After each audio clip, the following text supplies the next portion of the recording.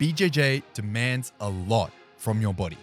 Cookie cutter, bodybuilder, gym bro splits, or powerlifting programs just don't cut it. There are 6 essential elements that your training program must include to improve your performance in BJJ and reduce your risk of injury on the mats. Number 6 is a little bit controversial, so if you want to get mad, then make sure you stick around for that. Element 1, strength and power. There is no advantage to being frail and weak. If you had to fight an exact clone of yourself, but your clone had 25% more strength and power than you, who do you think would win? Strength is your ability to exert maximal force. Power is your ability to exert maximal force in as little time or with as much speed as possible. When you think about wanting to get strong for BJJ, a lot of the time people think of powerlifting, but powerlifting is not a good approach for BJJ performance. Here's why. Powerlifting programs do not address critical areas of BJJ performance. They demand a high training load, which causes a negative interference effect with your grappling. It makes you stiff and immobile, risking injury on the mats. They also lack stability, rotation, core grip, and carry exercises. They're designed for the sport of powerlifting, not for the sport of grappling. To develop real strength and power that translates to the mats, reduces your risk of injury, you need to be following a strength and conditioning program designed for grappling, a minimum of 2 to 3 sessions per week. And if you want done for you grappling specific training programs to improve your performance on the mats, to get strong, get mobile, get better conditioning, then check out BJJ Strong Online. BJJ Strong Online is the ultimate jiu-jitsu performance platform. It has helped hundreds of grapplers get strong and mobile and reduce their risk of injury on the mats. It has over 10 full-length training programs, a video movement library with over 360 mobility guides, lifting tutorials, and mobility follow-alongs. There are 5 separate full-length instructionals with downloadable resources, quizzes, and everything that you need to achieve your performance goals. Whether your goal is to smash your next competition, reduce your risk of injury, or to get strong and jacked for BJJ, we've got you covered. You can join now at bjjstrongonline.com or click the link in the description. Element 2, rotation. Jiu-jitsu is incredibly dynamic. Just imagine the last time you tried to bridge and roll someone that's 40 pounds heavier than you off of mount. There is a huge amount of rotational force going through your trunk and your spine.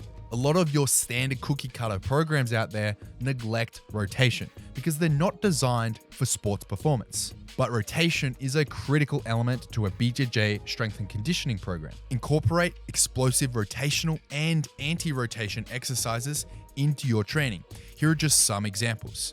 The kneeling overhead rotational slam, half kneeling med ball throw, ballistic med ball rotation with a band, pull-off press for anti-rotation, single arm rotational cable row. You can pair these rotational exercises with your primary compound lifts and your secondary and accessory lifts of the day. Alternatively, you can incorporate them into supersets by pairing them together or with other accessory exercises toward the end of your workout sessions. Element 3. Stability. Stability training doesn't have to be batshit boring, balancing on a wobble board or bouncing around on a Bosu ball. Stability training can incorporate some strength movements as well. I like to incorporate stability work into my training programs for BJJ because it helps to protect and create a stable foundation, which translates really well onto the mats. Think about the dynamic nature of jiu-jitsu. If you're able to have stability and balance, you're more likely to rebuff any potential injuries of acute angles and obscure forces going through your joints. You're more stable in many different positions that jiu-jitsu has to offer. Here are some examples of some stability and balance work you can include in your training program. 4-point row, bird dog row, glute bridge, floor press, bottoms up, kettlebell press, knees to feet, vertical jump. Element 4, grip and carry. Every jiu-jitsu exchange begins with a grip fight. Grip strength and endurance are essential parts of a jiu-jitsu training program. Think back to the last competition you had. chances are when you came off the mat, your forearms were on fire and your grips were absolutely shot. Grip strength is important to have a vice-like grip that's unbreakable, but grip endurance is equally, if not more, important for jiu-jitsu athletes. I like to incorporate grip strength training by doing specific grip strength and grip endurance work, or modifying existing work to try and make it more grip strength friendly. Here's an example. You can modify the kettlebell shoulder press and make it the kettlebell bottoms up press. This stimulates and challenges your grip strength and grip endurance while still getting your vertical push workout for the day. You can also include dedicated grip strength and grip endurance exercises like the dead hang, farmer's carry, and my personal favorite, the med ball squeeze with a gable grip. If you're going to incorporate these grip strength training exercises into your training program, put them toward the end of your session because you don't want to burn out your grips for your main lifts or your main strength and power work of the session. Element 5, mobility. Yoga just doesn't cut it. There's a big difference between flexibility and mobility. Flexibility is being able to move through a greater range of motion. Mobility is moving through a greater range of motion and being strong throughout that range.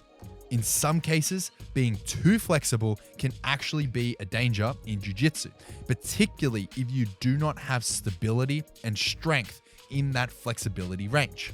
Mobility training is dynamic work that unlocks and strengthens.